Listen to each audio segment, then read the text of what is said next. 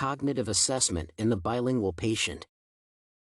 Cognitive function testing depends on multiple factors, which involve an ability to understand the language of patients and doctors and the cultural background. Many testing tools are translated into other languages except for English. For instance, the Mini Mental State Examination, MMSE, and the St. Louis University Mental Status, SLUMS, can be found in various translations for the convenience of the examination.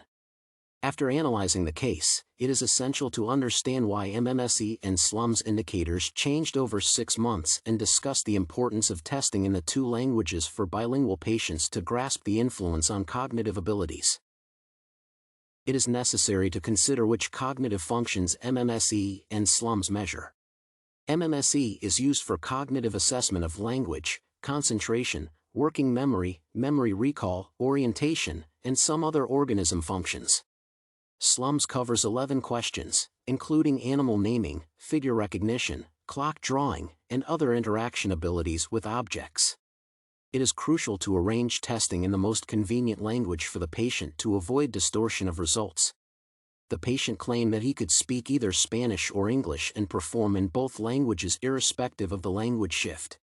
According to the testing results in English, the patient received 13 scores out of 30. However, when the language was shifted into his native Spanish, he received a 21 score. Although the patient feels comfortable with English, some sources suggest that the native language reflects familiar values and perceptions. Moreover, the treatment prescribed to the man was not appropriate, and the findings were non-contributory. It proves that the conversion to the native language facilitated better results in the patient and improved indicators of MMSE and SLUMS through 6 months of the treatment. Tasks on attention, recall, orientation, naming, and other aspects require diligent work of the patient's cognitive abilities. These functions are brain skills necessary for analyzing information and developing memory. While learning the language, the brain works actively, and cognitive mechanisms are involved.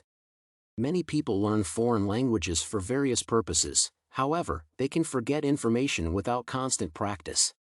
It might seem evident that people rarely forget their native language, as it is embedded in the person from early childhood's nurturing.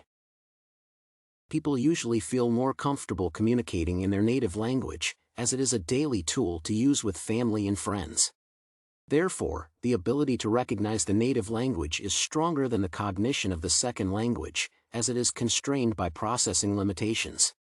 Thus, it is possible to suggest certain cognitive limitations on using the second language as the main source of linguistic information. Moreover, the testing in the native language might significantly affect the result due to cognitive features of the human brain, which keeps the native language as a primary source of communication. In contrast, there is a big chance to forget the second language partially or entirely. Overall, it was investigated that the person's cognitive abilities rely on brain peculiarities in analyzing and keeping the information. It becomes clear that bilingual patients mostly feel free to speak their native language rather than the perceived one, as the first language reflects familiar memories and values. Therefore, it is clear that MMSE and SLUMS testing demonstrated better results after shifting into the patient's native language. The source has shown that medicines did not display a significant effect. Thus, it is feasible to rely on the relevance of the shift into the patient's first language.